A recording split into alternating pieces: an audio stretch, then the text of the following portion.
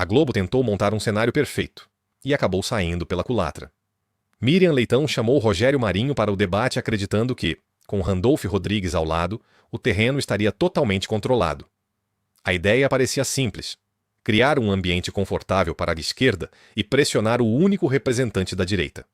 A estratégia era clara: um senador alinhado ao governo, uma apresentadora que deveria ser mediadora, mas que em vários momentos parecia tomar partido, e do outro lado apenas Marinho.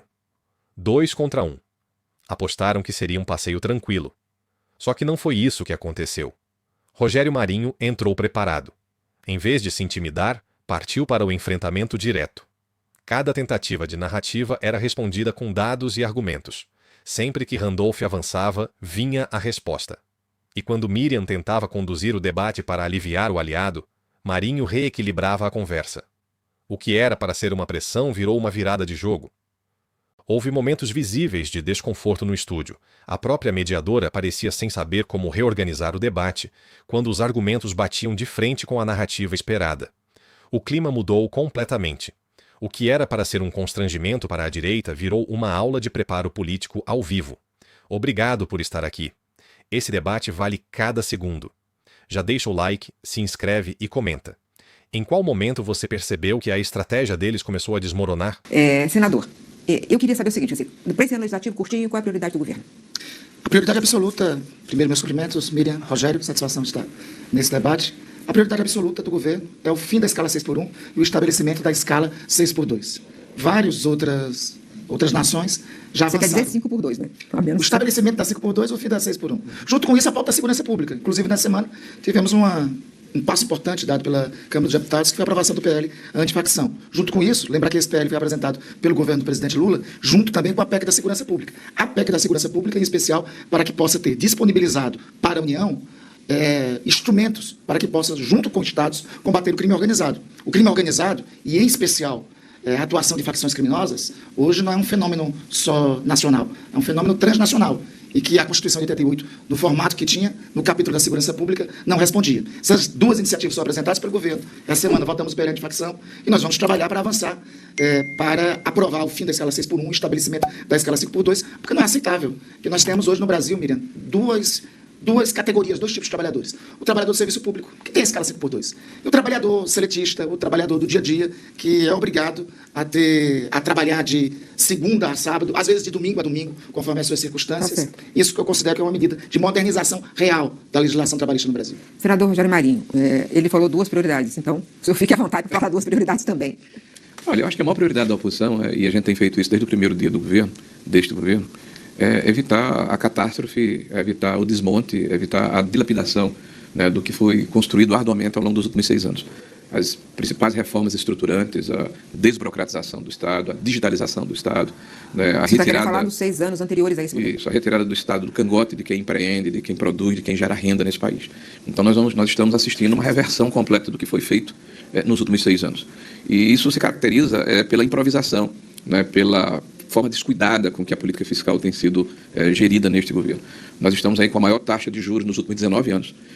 Quando termina o governo em 22, a expectativa é que chegássemos ao final de 25 uma taxa de 7 pontos percentuais, nós estamos com 15 pontos percentuais.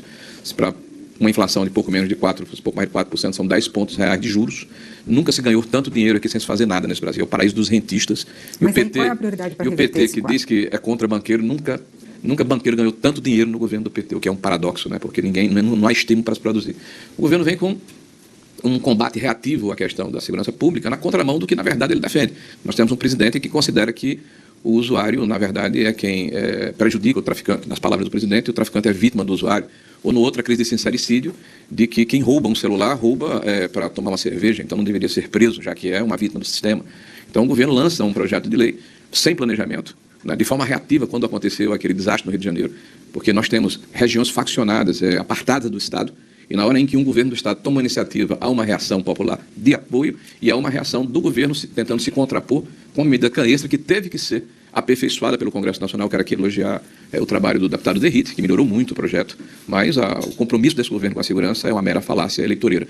E a questão do 6x1 é um factoide, é um não debate, né? A própria legislação já precifica, já disponibiliza a possibilidade que, por acordo ou convenção coletiva, a flexibilização do jornal de trabalho. Aliás, em 2017, Miriam, senador Randolph, nós tivemos um dos únicos pontos consensuados entre as centrais sindicais, entre as centrais patronais e o governo, que foi a prevalência do negociado sobre o legislado, onde se permite que, de acordo com a conveniência, com a circunstância e a especificidade de cada grupo econômico, houvesse essa flexibilidade de jornada de trabalho. E agora o governo pretende implantar um factóide para tratar os desiguais de forma igual. Vocês vão votar contra. Não, vamos ver que tipo de projeto vai sair de lá, Miriam. O que o governo está propondo é colocar novamente uma camisa de força na economia brasileira, tratando desde pequenos produtores, médios produtores, microempresários, a grandes empresários na mesma cesta. Então nós vamos gerar problemas de toda a ordem na nossa economia, encarecer produtos e serviços sobre uma perspectiva eleitoreira, oportunista e absolutamente irresponsável, que é o que caracteriza esse governo. Randolph, eu queria que você pegasse esse ponto importante que o senador levantou, que é o seguinte. Esse tem custos diferentes para dependendo do tamanho da empresa. Se é uma pequena empresa, o custo pode ser muito grande. Para a grande empresa pode ser fácil de absorver. Vocês já conversaram com o setor produtivo? Estão dispostos a fazer o quê em relação ao setor produtivo, aos empresários, para que essa proposta avance? Miriam, vamos conversar com todos os setores. Mas a argumentação do meu colega Rogério, eu sou historiador, eu encontro um amparo na história. Mas vocês vão conversar, mas não conversar Estamos conversando. 1888, fim da escravidão. Isso vai trazer o cataclisma da economia brasileira. 1942, instituição do salário mínimo. Diziam, isso é hecatombe do modelo econômico. 1962, instituição do 13º. O que é que diziam? Isso aí vai ser o fim, vai quebrar o Brasil. Então, a argumentação do colega Rogério tem antecedentes históricos. E tem um lastro histórico, porque é sempre contrário aos avanços dos direitos dos trabalhadores. E eu acho coerente, inclusive, com a posição de Rogério. Rogério foi relator da reforma trabalhista, que, no meu entender, precarizou muitos direitos dos trabalhadores na atualidade. O Rogério também fez uma ponderação aqui de dados econômicos, eu acho que de um outro país. Porque é importante destacar, Miriam, você todo dia comenta isso na TV Globo. O dólar está fechando essa semana em 5,14. Nós estamos com a menor média de desemprego da história e com a melhor média de emprego dos últimos anos. A inflação está caindo para baixo do centro da meta. A renda média do trabalhador brasileiro é a melhor dos últimos 15 anos. Vamos lembrar que nós recebemos um governo em que a inflação estava 10%. Vamos lembrar que nós recebemos um governo em que 14 milhões de brasileiros estavam desempregados. Esses são os dados da economia real.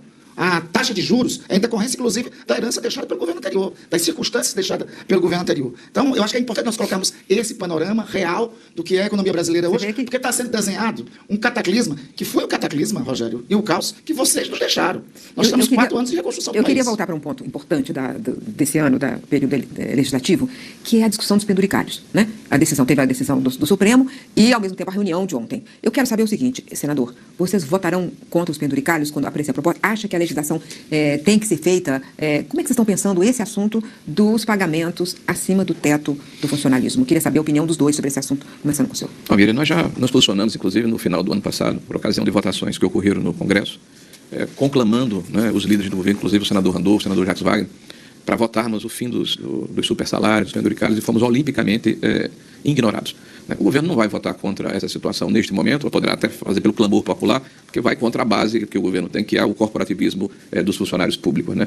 Mas é importante, me desculpe, foi falado aqui da economia, e é importante a gente colocar e repor dentro da nossa perspectiva da verdade o que ocorre no Brasil. O gabarito de qualquer atividade econômica é o resultado do crescimento da dívida pública. Esse governo gabaritou de forma negativa todos esses índices. Né? Nós estamos aí com a perspectiva de deixarmos um legado ao Brasil de 1,5 trilhões de reais, né, de aumento da dívida. Nós recebemos uma dívida com 75% em relação à dívida PIB, entregamos com 71%. E é bom lembrar, eminente senador, que houve uma guerra entre a Ucrânia e a Rússia, que perdura até hoje, com a crise de alimentos e de energia. O petróleo chegou a $130 o barril. Houve uma pandemia que teve um paralelo em 100 e tantos anos, que foi a gripe espanhola. Houve Brumadinho, houve a maior crise hídrica da história do Brasil, em 92 anos, e nós entregamos o Brasil com uma relação de dívida PIB menor, com superávit do ponto de vista fiscal. Né? Nós tivemos um período em que mais de 20 bilhões de reais foram superavitários na questão das estatais. Hoje nós temos uma dívida pública estourando, né? Mais de 12 pontos percentuais, uma herança maldita para o futuro, a forma como se faz o crescimento novamente é inflado de maneira artificial, sem sustentabilidade. Nós temos hoje um problema muito sério, que são os fundamentos macroeconômicos que estão completamente corroídos. Nós temos um problema de um déficit nominal de R$1 trilhão ano, em 3 anos consecutivos. Nós temos 30 novos impostos que foram impostos, desculpe até a redundância, à sociedade brasileira, porque esse é o governo da improvisação, do puxadinho, do Frankenstein. Normalmente, todos os orçamentos que aconteceram até agora foram orçamentos que se subestimou despesa e superestimou receita. E ao longo do ano se buscou novas formas de arrecadação penalizando a sociedade brasileira. O que acontece hoje é que nós temos uma bomba de retardo que vai estourar no colo dos mais pobres, e o PT tem amnésia. Porque de 2020, de 2002 para cá, são 20 anos de PT, 19 anos de PT. E tudo eles foram os outros que fizeram. Eles se esquecem que a culpa dos... Se tem gente com lenha, vai cozinhando a lenha, se tem gente com dificuldade de pobreza extrema, se tem gente com problema ligado à saúde pública, à logística, Senador, eu vou precisar passar para o tem mais de 20 anos de PT, eles esqueceram isso. bloco aqui. Não, vou ser bem breve. Acho que a amnésia está no lugar distinto, Miriam. Veja, quem estava cozinhando a lenha era no governo deles. Os brasileiros que estavam na fila do osso era no governo deles. O presidente Lula, em 2010, tirou o Brasil do mapa da fome. Eles devolveram o país para o mapa da fome. Nós, com o governo do presidente Lula, voltou a tirar os brasileiros do mapa da fome, segundo a Organização das Nações Unidas. O parâmetro da economia, talvez a gente tenha referências distintas. O meu parâmetro da economia é caminhar até aqui a rodoviária do plano piloto e ver o que é que está sentindo o trabalhador concreto, o trabalhador real. É caminhar pelas ruas do Amapá e ver se as pessoas têm programas como Gás do Povo, se programas sociais que garantem para milhões de brasileiros que consomem até 80 kW de energia estão funcionando, se o nível de emprego está no melhor período da década. O meu parâmetro real é o que está sentindo o povo brasileiro. Eu acho que esse parâmetro deve ser tirado. É só vocês compararem qual é o país que nós temos. Quanto aos penduricalhos, Miriam, a nossa posição, quantas vezes o ministro Haddad, o ministro da Economia desse governo, não já disse que uma das prioridades do governo era acabar com os supersalários. Apresentou uma proposta, inclusive. Apresentou proposta nesse sentido. Que não foi votada para ter maioria no governo. Não foi votada. Aí também tem os interesses de vocês. Eu estava no parlamento e pedi para vocês não aceitaram. Nós não, Rogério. Sim, você está muito equivocado. Vamos recuperar vamos recuperar os debates na Comissão de Constituição e Justiça, porque nós sempre defendemos que a primeira das reformas administrativas era o fim do supersalário. Então, ótimo. E é importante destacar uma já coisa. Que tem uma concordância aqui, um acordo. Os dois lados são a favor do fim dos penduricalhos. Só uma coisinha, Miriam. O ministro que tomou a decisão de uma canetada foi o ministro indicado pelo presidente Lula, que vocês votaram contra ele. Vocês votaram contra e reagiram a Flávio Dino. E é ele que toma uma decisão histórica de pôr fim aos penduricalhos no país. Já que vocês estão em campanha, eu vou te perguntar uma coisa de campanha, que é o seguinte: o senhor vai ser líder da campanha do senador Flávio Bolsonaro, coordenador, né? Então, uma questão importante, nós estamos vivendo uma tragédia climática novamente. O governo Bolsonaro e a direita têm sido, tendência, em geral, negacionista do ponto de vista climático. E eu quero saber como é que vocês vão conduzir esse tema. E depois, eu também quero conversar sobre mudança climática e combate real os efeitos da mudança climática no governo. Então, começando. Pô, Mira, só um reparo aqui histórico. Quem falou em fila do osso foi Lindenberg Faria, agora na discussão lá na Câmara. Tem 12 milhões de brasileiros na fila do osso. Desculpa, na fila do osso não, cozinhando a gás. Então, isso no governo do PT, né? Então, certamente ele deve saber por quê. Bom, dito isso, é evidente que essa questão climática carrega um tom que deve ser despido da emoção e nós nos debruçarmos sobre a razão. Qualquer país do mundo tem que ter seriedade no que nós denominamos de desenvolvimento sustentável. Se você pegar os Estados Unidos, você pegar o Canadá, você pegar países importantes do mundo, eles, por exemplo, trabalham terras indígenas pagando royalties aos seus habitantes, né, para permitir a passagem de linhas de transmissão, de ferrovias, de mineração, até de agricultura sustentável. Tá? Eu quero saber se vocês vão ter... Eu estou falando especificamente sobre uma questão que... Assim, vocês vão defender que a mudança climática não existe, como foi defendido no governo Bolsonaro? O que eu estou falando é o seguinte, estou falando justamente de meio ambiente. Não, eu estou falando da maneira como você vai lidar com um país das dimensões do Brasil, que tem, por exemplo, quase 1 milhão e 200 milhões de quilômetros quadrados em terras indígenas e quilombolas, que ontem, inclusive, você deve ter visto, há 2 dias atrás, imagina que onde é que vai ser gravado o programa, o governo recua na questão das hidrovias, em função da violência perpetrada por grupos ligados à ONG e ligados ao PT. Né, que foram lá e depredaram propriedades privadas, fizeram manifestações contra um decreto do próprio governo que permitia a navegação por hidrovia, que todos nós sabemos que é o que menos polui.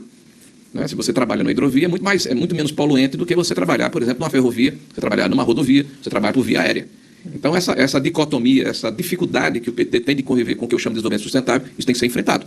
Né? Isso pelo bem do... Vocês notaram o contraste? Quando a esquerda entra em campo, muitas vezes precisa de reforço. No estúdio, parecia que Rogério Marinho enfrentava 2 debatedores ao mesmo tempo.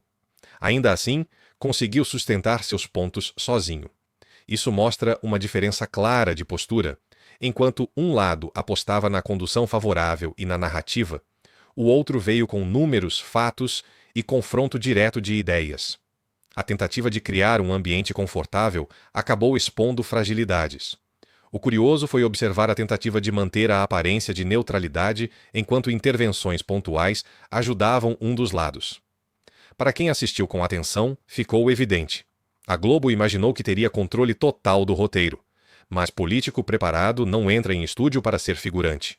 Marinho mudou o ritmo da conversa e obrigou os dois a saírem da zona de conforto. E você? Em qual momento ficou mais evidente que a mediação não estava equilibrada? Comenta aqui embaixo. Se você quer acompanhar mais debates onde a direita enfrenta esse tipo de cenário, já se inscreve, deixa o like e compartilha esse vídeo. Até o próximo, e que Deus nos proteja.